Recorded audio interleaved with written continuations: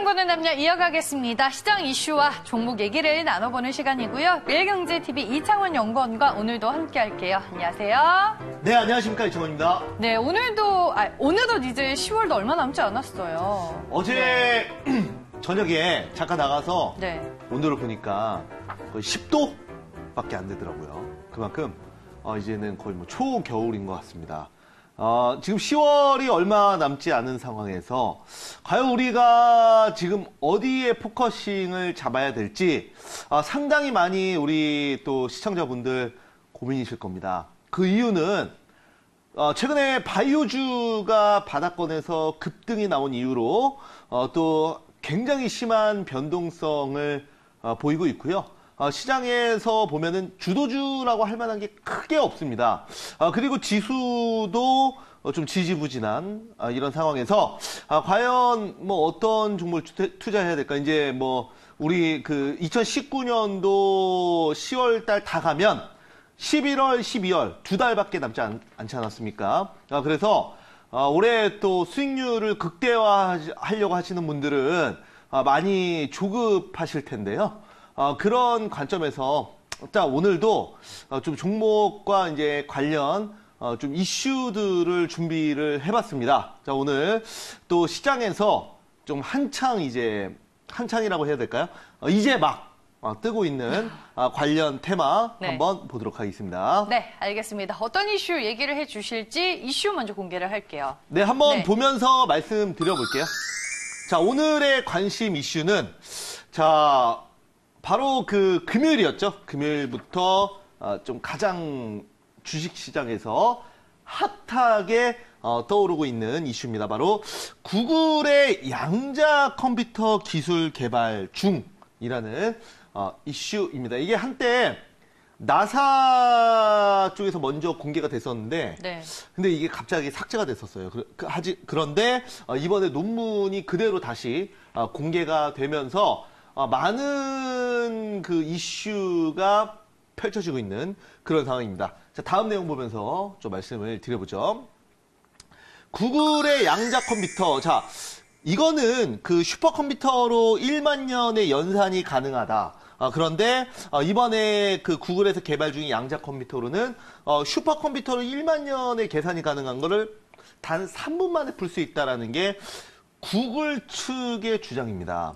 이건 구글의 주장이에요. 무조건 이렇게 된다는 건 아닙니다. 그런데 이제 슈퍼컴퓨터를 현재 같이 슈퍼컴퓨터와 양자 컴퓨터를 구글과 함께 경쟁 관계에 있는 회사가 바로 IBM이에요. 근데 IBM은 또 어떻게 얘기를 하냐면 너네가 주장하는 거는 틀리다. 슈퍼컴퓨터에 어느 정도 일정한 추가 장치만 장착을 하면은 1만 년이 아니라 2일에서 3일 정도면은 된다. 이렇게 얘기를 하고 있어요. 그러니까 너무 1만 년은 너무 과장되고 오바적이다라고 밝히고 있습니다. IBM에서. 그거는 구글은 아무래도 그 양자 컴퓨터의 개발 성과를 더 또 좀 강조를 하고 싶은 거고 IBM은 경쟁 관계에 있다 보니까 이 결과를 조금 축소하고 싶어 하겠죠. 그래서 여기에 대해서는 논란은 있지만 어찌됐건 2.5일, 3일 걸리는 연산을 단 3분 20초. 그러니까 200초 만에 거의 푼다는 것 자체만으로도 괄목할 만한 성과라고 보여지고요. 보통 컴퓨터는 0 아니면은 1에 대한 어떤 그 비트 처리로 결과값을 도출해서 여기에 따라 판단을 내립니다. 그런데 이 양자 컴퓨터라는 거는 총 4개죠. 동시 판단이 가능한 건데 0이나 1 또는 00 아니면 01까지 11까지 판단을 할 수 있기 때문에 여기에 따라서 이 그 속도가 엄청나게 늘어난다는 거죠. 그래서 여기에 따라서 우리가 이제 앞으로 많은 부분에서 괄목할 만한 성과를 또 이룰 수 있지 않을까. 그래서 양자 컴퓨터가 일반화가 된다면 아직까지 처리해야 되는 기술 속도, 어떤 그 기술적 한계는 많습니다. 예를 들어서, 양자 컴퓨터가 구현되기 위해서는 극히 낮은 온도가 유지가 돼야 되고요. 안 그러면은 연산에 대한 어떤 그 오류나 이런 게 상당히 많이 나올 수가 있다고 합니다. 물론 지금은 불안전하겠죠. 다만 처음 이런 그 발을 내디뎠다는 것 자체에 의미를 둬야 되지 않을까라고 저는 생각을 하고 있습니다. 그래서 앞으로 새로운 시대를 열 수 있는 또 한 번의 혁명으로서 최근에 그 지난주 금요일부터 좀 그 이슈가 좀 상당히 많이 되고 있는데 여기에 맞춰서 한번 말씀드려보도록 하겠습니다. 네, 알겠습니다. 그럼 시장 안에서 또 연관 지어볼 수 있는 종목은 뭐가 있을지 오늘의 종목 바로 공개하겠습니다. 매일 장보는 남녀! 오늘 시장의 특징주는 뭔가요? 제가 가지고 온 종목은 바로 이겁니다. 어머머!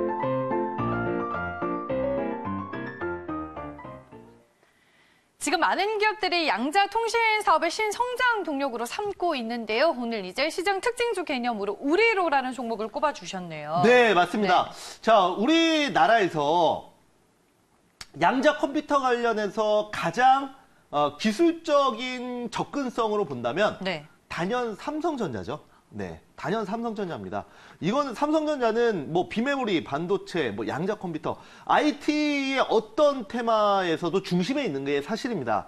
다만 우리가 이제 그 이슈의 관점에서 본다면 삼성전자는 양자 컴퓨터의 이슈에 의해서 상승할 가능성은 거의 없다는 거죠. 그 네. 테마로.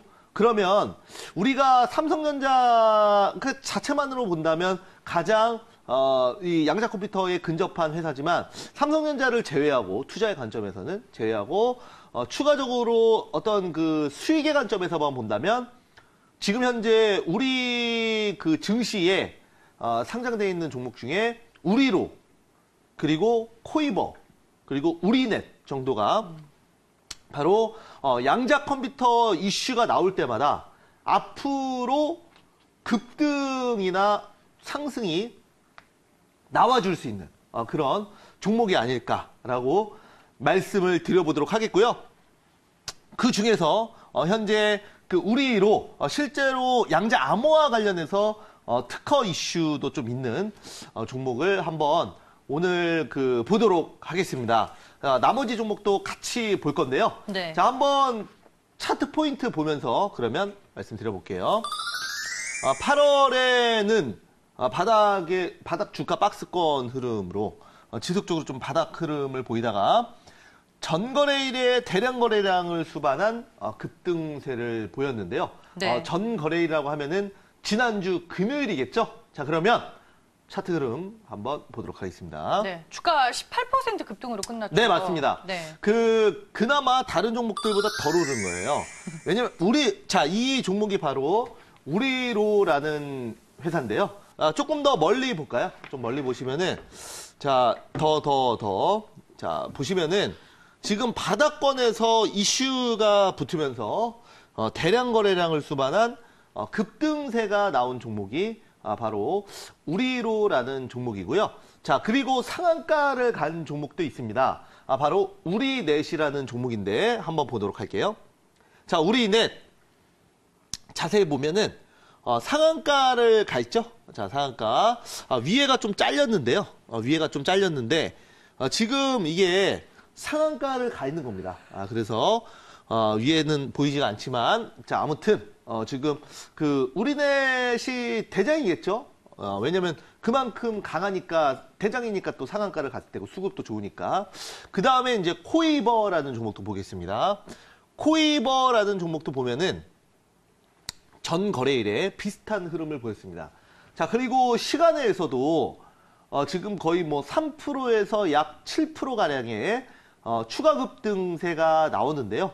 그만큼 시장의 관심도와 그리고 기대감이 높다는 것을 반증하지 않을까라고 말씀을 드리도록 하겠습니다. 자, 그래서 우리가 이제 구글과 비롯된 구글뿐만 아니라 많은 그 대형 IT 회사에서 양자 컴퓨터 기술을 지금 현재 개발 그리고 연구 정진 중인데 이번에 이제 구글이 어떻게 보면은 그 먼저 치고 나가기 위해서 또 시장에 퍼뜨린 거죠. 그래서 앞으로는 이미 이제 그 전 세계 시장에서 이슈가 됐기 때문에 뭐 그 경쟁 구도에 있는 IBM도 앞으로 여기 관련해서 추가적인 얘기가 계속 나올 수 있습니다. 그렇지 않으면 시장에서 어떤 그 리더의 이미지가 구글로 굳혀지겠죠. 그거를 막기 위해서 다양한 그동안 연구했었던 분야에 대한 그 연구했었던 자료를 어느 정도 언론 플레이를 할 가능성이 많습니다. IBM이. 그러면 자연스럽게 뭐 이슈가 계속 조금씩 나와준다면 관련된 테마주들은 그때마다 급등을 할 수 있기 때문에 우리가 반드시 그 모니터링과 관심 종목으로 적어도 이 세 개 종목은 빼놔야 된다는 거죠. 그래야 이슈가 있을 때마다 적극적인 매매를 통해서 수익률을 극대화하지 않을까라고 말씀을 좀 드려보도록 하겠습니다. 자, 그래서 관련 테마주 이렇게 종목들 봤는데요. 자, 그러면 투자 포인트 한번 보면서 한번 정리를 해보도록 할게요. 자, 보면서 말씀을 드려보자면, 자, 우선 투자 포인트. 동사 같은 경우에는 그 코이버와 또 우리넷과 함께 네. 양자 컴퓨터 관련주로 분류가 되어 있습니다. 그러니까 대표적인 테마주라고 말씀을 드리도록 하겠고요. 이 양자 컴퓨터 관련 다시 한번 얘기하지만 가장 기술이 높은 회사는 삼성전자입니다. 하지만 삼성전자를 양자 컴퓨터 이슈로 투자하는 것은 조금 너무 확대 해석이라고 말씀을 드리도록 하겠고요. 동사 같은 경우에는 양자 암호통신 관련해서 단일 강자 검출기를 또 개발한 회사입니다. 뭐 SK텔레콤과도 협업을 하는 것 같더라고요. 네, 맞습니다. 네. 그래서 필수 부품으로 동사 같은 경우에는 전류 신호 증폭 이슈로 관련해서 기술을 개발하고 있는 회사로서 물론 뭐 제가 IT 관련된 어떤 그 분야에 종사하지 않았기 때문에 네. 이게 제가 오늘 지금은 핵심 내용만 짚어드린 부분이고요. 여기 관련해서 더 연구가 당연히 훨씬 더 진행이 되고 있겠죠. 지금은 이제 뭐 기초 단계고 그리고 시장에서 인식되는 도입 단계라고 말씀을 드리겠습니다. 늘 그렇지만 그 스마트폰도 과거에 이제 2007년에 스티브 잡스가 프리젠테이션을 통해서 처음 나왔을 때는 저게 뭐지? 라는 얘기가 굉장히 많았어요. 그리고 뭐 스마트폰에 버튼이 없으면 쓰는데 불편하지 않을까? 뭐 이런 그 반대론자도 많았고요. 그래서 여기에 맞춰서 우리 삼성전자는 앞으로 그 처음 개발한 건 애플이지만 미래 시대를 바라보고 미래를 바라보고 이 스마트폰을 적극적으로 또 그 회사의 중심축으로 삼아서 애플보다 오히려 지금 세계 판매량이 높죠. 반대로 뭐 노키아나 이런 그 모토로라 이런 회사들은 이런 그 시대 변화에 뒤처지면서 자연스럽게 스마트폰 그리고 쉽게 얘기해서 휴대폰의 판도가 변했습니다. 과거에 뭐 LP다나 도시바 과거에 이제 우리 전 세계 반도체 시장을 휘어잡았었던 일본의 반도체 업계들도 저는 마찬가지라고 생각합니다. 늘 시대가 바뀜으로써 더 치고 나가는 회사가 있고 반대로 도태되는 회사가 있죠. 그래서 이번에 양자 컴퓨터 아직까지는 너무나 해결해야 될 부분이 많고 앞으로 이 양자 컴퓨터가 나오려면 3년이 더 걸릴지 5년이 더 걸릴지 10년이 더 걸릴지는 모르는 겁니다. 그러나 이런 그 시도를 한다는 것 자체가 시장에서 굉장히 큰 이슈고 파급력이라고 말씀을 드리도록 하겠고요. 여기에 맞춰서 주식 시장은 늘 팩트보다는 항상 기대감과 꿈과 희망을 먹고 자라기 때문에 여기에 맞춰서 관련주들이 선반영돼서 먼저 오르고 있다라는 것만 기억을 좀 해주시면 좋을 것 같습니다. 양자암호 통신 시장의 네. 성장성만큼은 그래도 무궁무진하다라는 거죠. 네, 맞습니다. 뭐 양자 컴퓨터 관련해서 이게 이제 기존의 틀 자체를 완전히 바꾸는 거라고 말씀을 드리겠습니다. 그래서 뭐 우리가 이제 흔히 얘기해서 뭐 그 신석기 시대에서 청동기 시대로 넘어가는 컴퓨터 입장에서 그 정도의 혁명이라고 말씀을 드리도록 하겠고요. 무슨 우주의 어떤 신비나 이런 것도 그 풀 수가 있는 부분이고 또한 그 우리가 흔히 생각하는 인공지능, 지금의 인공지능은 굉장히 초기 단계입니다. 그래서 네. 우리가 생각하는 예를 들어 뭐 바둑이면은 전에 알파고 같은 그런 어떤 단편적인 인공지능이에요. 바둑이면 네. 그 바둑만 그 제한적인 범위 내에서 인간을 이길 수 있는 인공지능. 그리고 예를 들어 자율주행이면 그 자율주행 안에서만 스스로 판단할 수 있는 인공지능. 이거를 그 바둑도 어떤 바둑도 할 수 있고 때로는 자율주행도 할 수 있고 때로는 아니면은 뭐 음식도 할 수 있는 이런 네. 그 복합적인 인공지능은 아직까지 개발이 되지 않고 있습니다. 만약에 이게 된다면 이제는 인간을 뛰어넘는 건데요. 이런 그 아직은 그 인공지능이 인간을 못 넘는다고 하는 이유가 물론 바둑이나 이런 단편적인 거는 이길 수 있지만 위협이 되지 않는다고 하는 이유가 바로 이런 이유입니다. 이런 그 다 세분화돼 있거든요, 아직까지는. 근데 이게 복합적으로 적용이 되면 그때 비로소 그 인간을 뛰어넘는다고 네.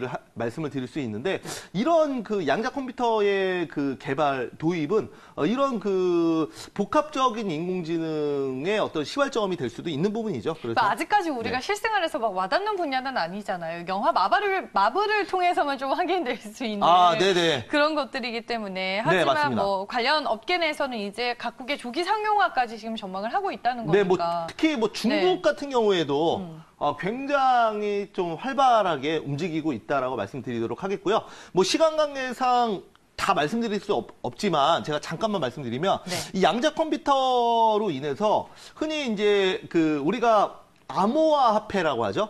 그 암호화폐도 약간 무용지물이 될 수 있어요. 그래서 이 양자 컴퓨터 이슈로 인해서 비트코인 가격이 지난주에 폭락을 했었습니다.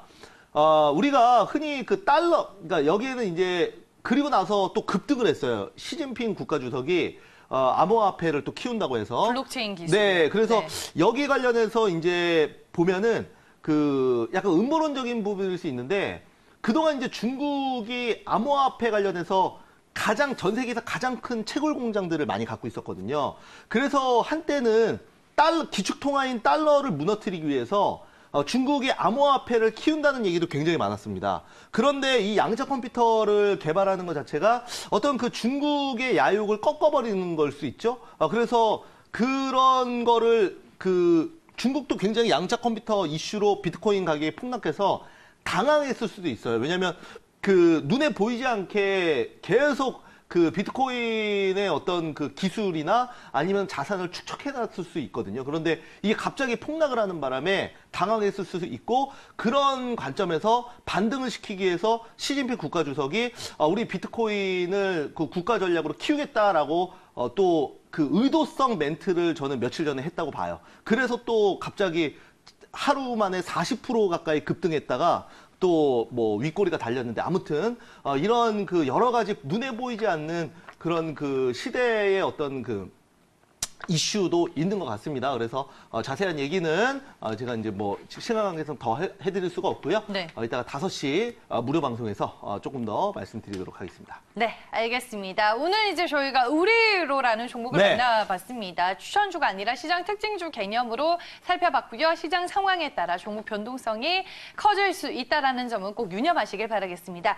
매일 장보는 남녀 오늘 여기까지고요. 지금까지 이창원 연구원과 함께했습니다. 고맙습니다. 감사합니다.